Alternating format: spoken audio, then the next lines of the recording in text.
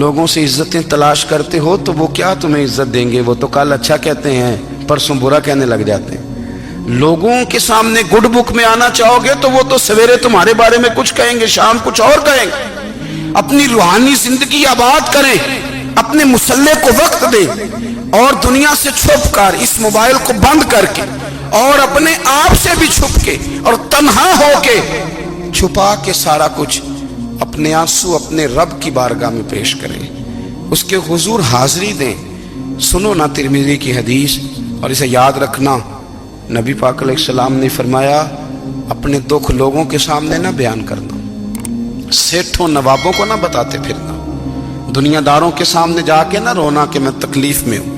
فرمایا اگر دنیا داروں کو دکھ بتاؤ گے رب تمہیں کبھی غنی نہیں کرے گا، اور لوگ ہیں کہ الٹا مذاق اڑائیں گے۔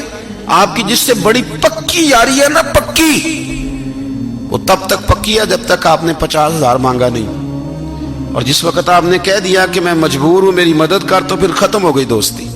لوگوں کی تعلقات آپ کے ساتھ تب تک ہیں جب تک آپ ان سے کوئی ضرورت وابستہ نہیں کرتے۔ کریم محبوب فرمانے لگے بندوں کے سامنے دکھ نہ بیان کرنا، اللہ تجھے کبھی غنی نہیں کرے گا۔ تو اپنے دکھ اپنے رب کو بتا، تو دعائیں مانگ، تو اس کی بارگاہ میں حاضر ہو، تو اس کے حضور عرض کر۔ فرمایا اپنے دکھ اپنے رب کو بتا، وہ جلدی کرے یا دیر سے کرے تجھے ساری دنیا سے بے نیاز کر دے گا، تجھے کسی کا محتاج نہیں رہنے دے گا۔ اپنے مسلح کو، اپنی دعاؤں، ایک بزرگ فرماتے ہیں میں نے دعا مانگنے کا طریقہ اپنی بیوی سے سیکھا۔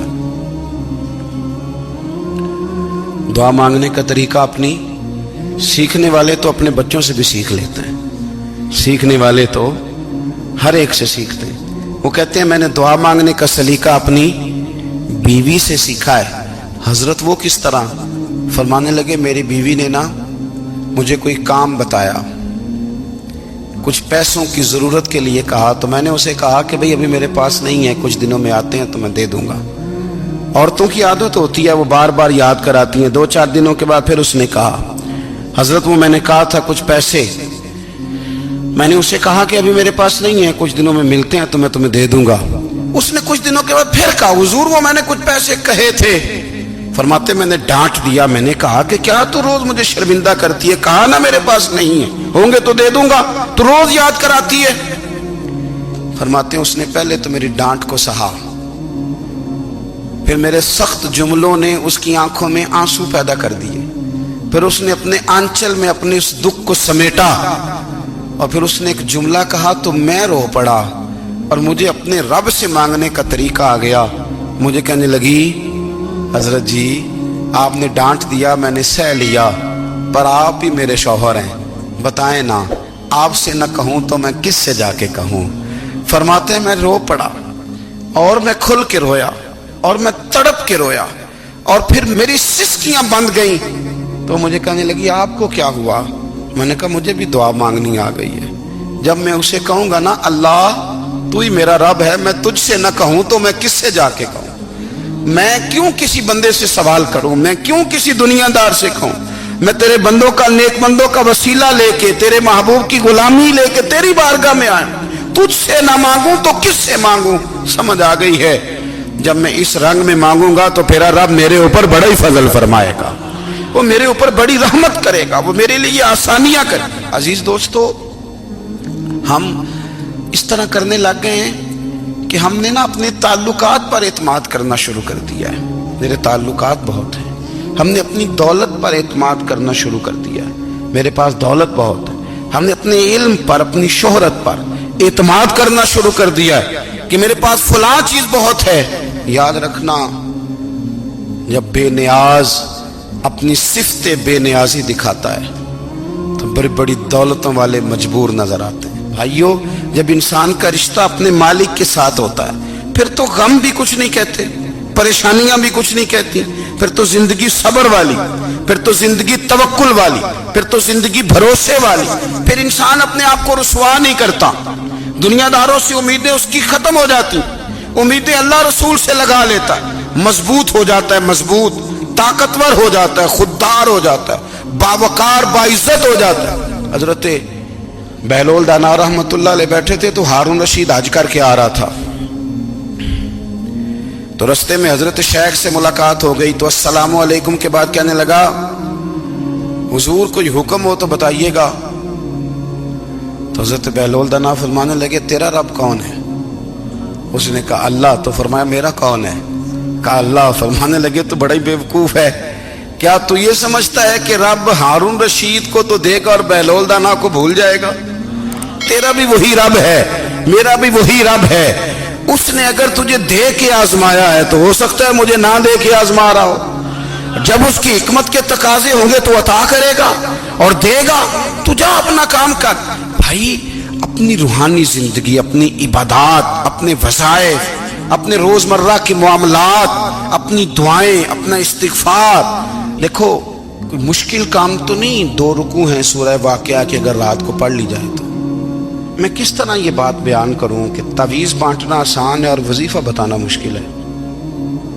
سارا دن تعویذ بانٹیں تو لوگ لینے کو تیار ہیں، اور اگر آپ وظیفہ بتائیں تو کہتے ہیں تو مشکل کام ہے.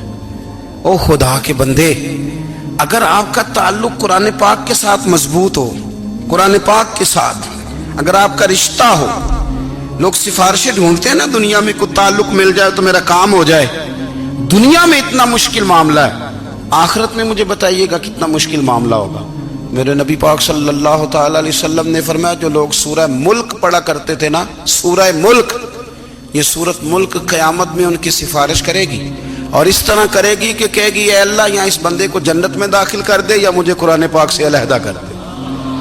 تو رب فرمائے گا جا اس کا دامن تھام کے اسے جنت تک پہنچایا.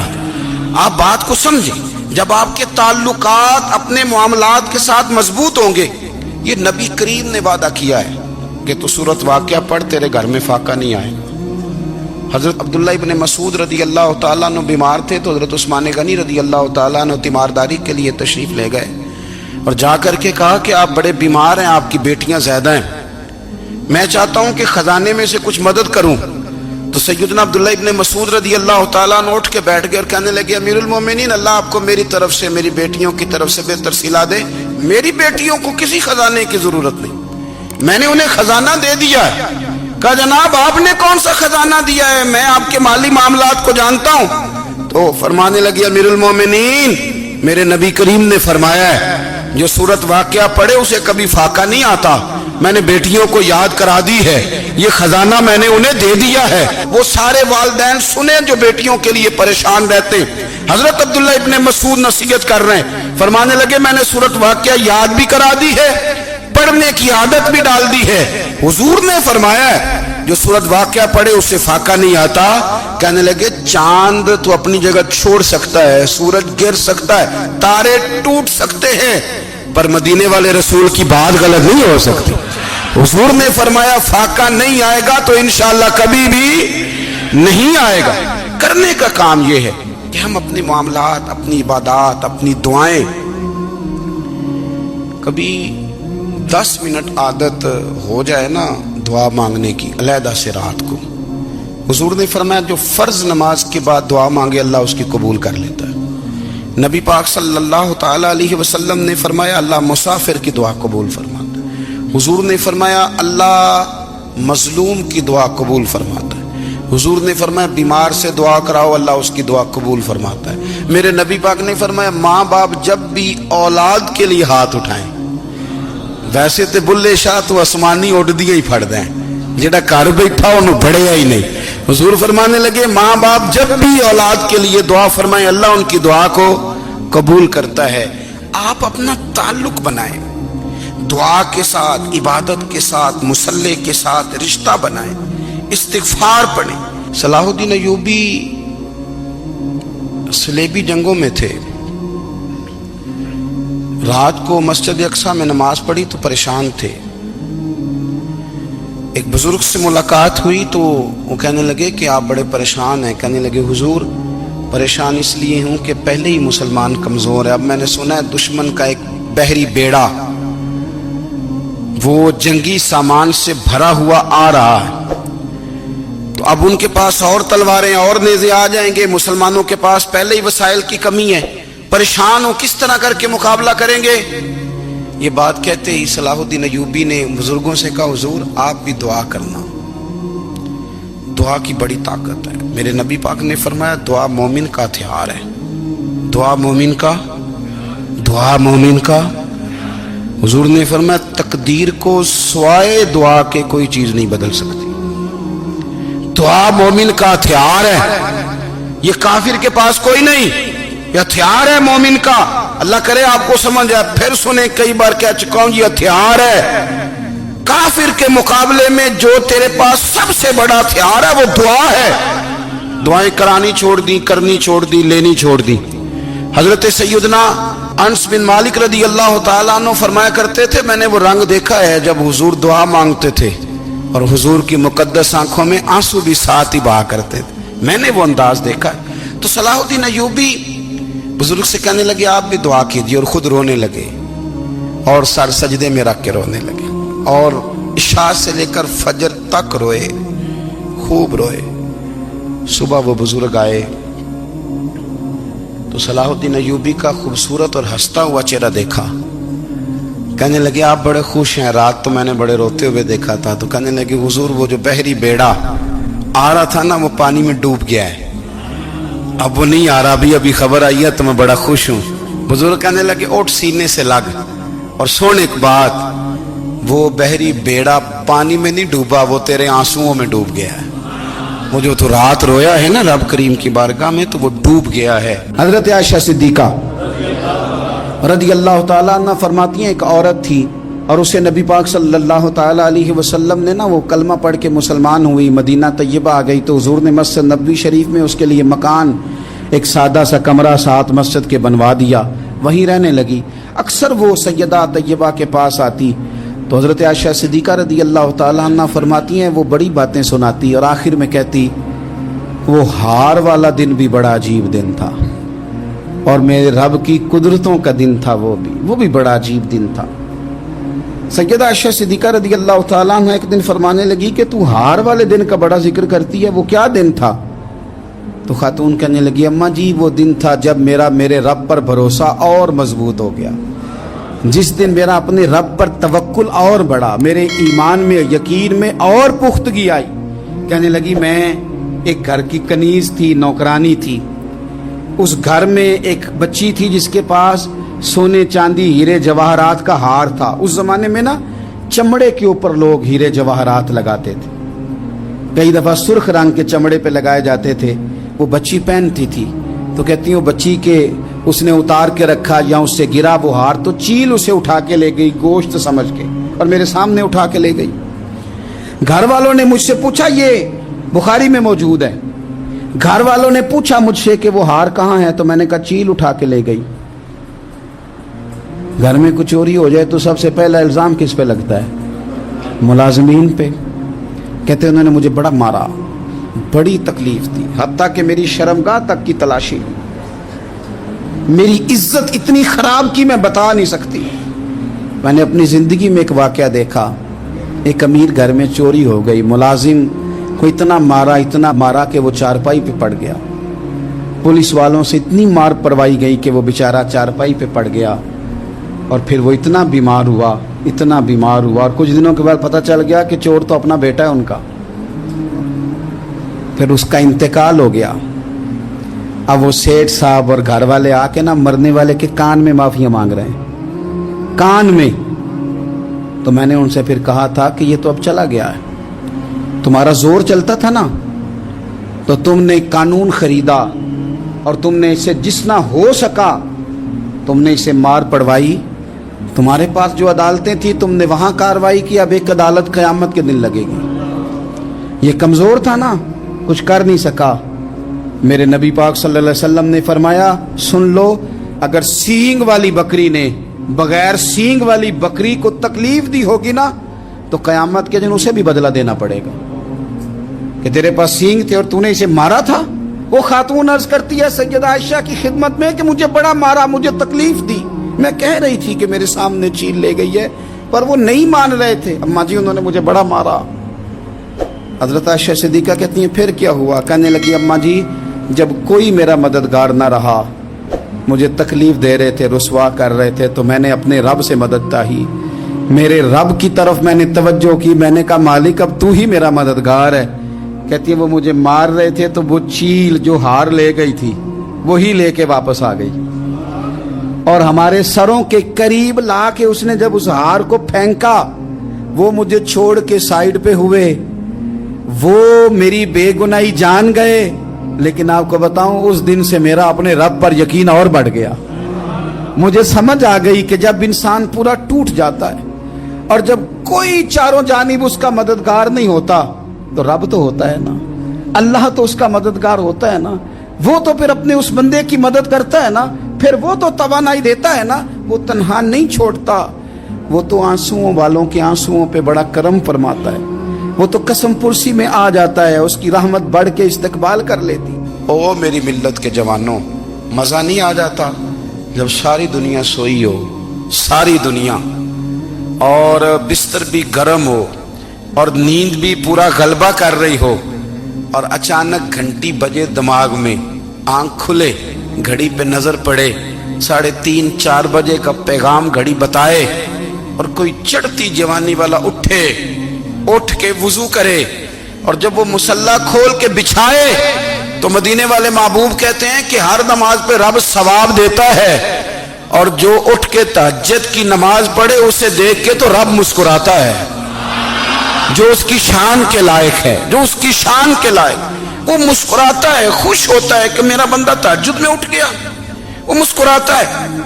काश हमारी सुबहें कभी अपने मालिक के नाम हो जाएं, काश के सुबह। हजरत अबुल हसन रहमतुल्लाह ताला अलैह हजरत मुआज़ इब्न जबल रदी अल्लाह ताला अन्हु के पास बैठा करते थे। फरमाते हैं उनसे जो प्यार बढ़ा तो फिर मेरा मुसल्ले से भी बढ़ गया। ताबीए फरमाते हैं सहाबी रसूल से मोहब्बत हुई तो जिक्र से भी हो गई, फिर दुरूद शरीफ से भी हो गई। मोहब्बत उनसे बढ़ी तो फिर अल्लाह ने मस्जिद का प्यार भी बढ़ा दिया। आप फरमाते हैं कि मेरी हर वक्त तबीयत चाहती थी कि बस अल्लाह अल्लाह करूं, बस अल्लाह अल्लाह करूं, बस ना मैं जरा थोड़ी जान छुड़ाऊं लोगों से, को 10 मिनट मिले तो मैं कुछ 4 नफल पढ़ लूं, मैं थोड़ा सा ना बचूं लोगों से, और मुझे तस्बीह मिले तो मैं ना कुछ 400-500 दफा इस्तिगफार पढ़ूं, सुभान अल्लाह, अल्हम्दुलिल्लाह, अल्लाहु अकबर, ला हौला वला कुव्वता इल्ला बिल्लाह, मैं ना तस्बीहात पढ़ूं। फरमाते हैं कि बच्चे थे घर में 6-7, गुर्बत थी, काम मिलता कोई नहीं था, और मैं काम चोर नहीं था, काम ढूंढता था, पर अल्लाह की कुदरत के काम नहीं मिलता था। फरमाते हैं कि मैंने एक दिन अपनी अहलिया से कहा कि आज मैं फिर जाता हूँ काम ढूंढने, तो मेरी बीवी बड़ी फर्मा बरदार थी, पर उस दिन ना गुर्बत के हाथों तंग आके कहने लगी, आज नाना कोई तू चीज़ लेके आया, तो मुझसे बच्चों की भूख नहीं देखी जाती है, सब रोगां दा रोग मुहम्मद जिसदा नाम गरीबी, कंड बुला के लंघ जाते नहीं दोस्त यार करीबी, तो आज ना कुछ लेके आया तो मैं बच्चे लेके मेके चली जाऊंगी। शेख फरमाते हैं कि मैं बड़ा परेशान घर से निकला, पर मैंने सुबह से लेके जोर तक काम ढूंढा, काम मिला कोई नहीं, तो मेरे दिल में ख्याल आया चलो काम नहीं मिलता तो अल्लाह अल्लाह तो करे ना, चलो बंदों की मजदूरी नहीं मिलती तो रब करीम की इबादत ही करते हैं। फरमाते हैं कि मैंने ना फुरात के पानी से वुजू किया, नहर के, शदीद धूप थी, साथ रेत थी और रेत तप रही थी, मैंने अपना रुमाल वहीं मुसल्ला के तौर पर बिछा लिया, और फरमाते हैं कि जोर से लेकर असर तक नमाज पढ़ी, धूप भी पूरे जोर पे, पर मेरे सजदे का ज़ौक़ भी पूरे जोर पे। फरमाते हैं सूरज भी चमक रहा है और रब की इबादत का ज़ौक़ भी पूरे जोर पे, मैं सजदा करूं तो फिर मेरा उठाने को जी ना चाहे। मेरे उस्ताद लिखा करते थे, ये उनका शेर है, वो कहा करते थे मुझे सोज दे, मुझे साज दे, और मुझे नीम शब का न्याज दे, दमे सजदा खुद को मैं तोड़ दूं, मुझे ऐसा ज़ौक़े नमाज दे। और मैं तेरी बहार का फूल हूं, मैं खिला भी हूं तो तेरे लिए, मुझे मेरी शाख से तोड़ ले, मुझे अपनी जुल्फ का नाज दे। भाई फरमाते हैं कि असर तक मैंने नफल पढ़े, दिल ढलने लगा, असर की नमाज पढ़ी और मैं वहां से चला। अब मैं जब निकलने लगा तो दिल में ख्याल आया कि छोटी छोटी दीवारें हैं घर की, बगैर कुछ लिए जाऊंगा तो बीवी दूर से देखेगी तो शोर करेगी कि फिर खाली हाथ आ गया है। कहते मैंने अपने उसी रुमाल में जिस पे मैंने नमाज पढ़ी थी ना, रुमाल में की आखी दे पंजाबी च साफा कहते हैं, उसी में ना मैंने कुछ रेत भर ली कि वो दूर से देखेगी तो समझेगी कुछ लेके आया है, चलो जाके उसे बता दूंगा कि आज फिर मजदूरी नहीं मिली। कहते हैं वो रेत लेकर जब मैं घर में गया तो पहले बीवी दरवाजे पे खड़ी होती थी, पूछती थी खाली हाथ आ गए हो? आज मैंने देखा तो है ही कोई नहीं। फरमाते मैं अंदर दाखिल हुआ, सलाम लिए, कोने में मैंने वो रुमाल रख दिया और मैंने आवाज दी कि भली मानस कहाँ हो? तो वो कहने लगी आप मुंह हाथ धो ले, मैं रोटी लेके आई। मैंने कहा रोटी कहां से आ गई? यहां तो कई दिनों के फाके, तो कई दिनों की गुर्बत है, यहां तो इस घर में तो फकीरी है। फरमाते हैं कि वो रोटी लेके आई और उस वक्त की जो मौजूदा नेमतें थी, समझ ले सलाद अचार हर चीज साथ लाई। मैंने कहा कि बच्चे कहाँ गए? कहने लगी वो खाना खा के खेलने गए, आप खाना खा लें आ जाते। खाना उसने चुन दिया। मैंने हैरत अंगेज लहजे में सारी नेमतें अपने दस्तरखान पे देख करके बीवी से पूछा ये कहां से आया खाना? बच्चों को तूने कहां से खाना खिलाया? ये सारा कुछ कैसा है? तो कहने लगी पता नहीं आज आप किस करीम की मजदूरी करने चले गए थे, पता नहीं किस करीम की, मेरे घर में तो इतनी नेमतें आई हैं कि मुझसे संभाली नहीं जा रही, इतना अनाज है, इतना गंदुम है, किस करीम के दरवाजे आज चले गए थे? ये कहते कहते वो उठी और उठ करके कहने लगी पहले ही बड़ा कुछ आया था, अब क्या ले आए हो? और जा करके ना उसने वो रेत वाला रुमाल खोला, कहने लगे मैं तो लेके आया था रेत, तो मेरे रब ने उसे भी सोने और हीरे बना दिया था। जब आपकी तवज्जो अल्लाह की जानी, मेरे नबी पाक सल्लल्लाहु ताला अलैहि वसल्लम ने फरमाया हर चीज अपने रब से मांग, हर चीज मांग, हर चीज मांग। या रसूलल्लाह क्या कुछ? मेरे महबूब ने फरमाया तेरे घर में नमक भी खत्म हो जाए तो वो भी अपने रब से मांगा कर, तो मांगना वो तुझे देगा, तो उसकी बारगाह में कशकोले तलब दराज तो करना। और तिरमिजी शरीफ में अजीब लफ्ज है, रसूल कायनात ने फरमाया, रब करीम फरमाते हैं जब मेरा बंदा हाथ उठाता है ना तो मुझे हया आती है कि मैं खाली कैसे लौटा दूं इसके। अगर वीडियो अच्छी लगी तो वीडियो को लाइक करें, चैनल को सब्सक्राइब करें ताकि हमारी हर आने वाली वीडियो सबसे पहले आपके पास पहुंचे। शुक्रिया।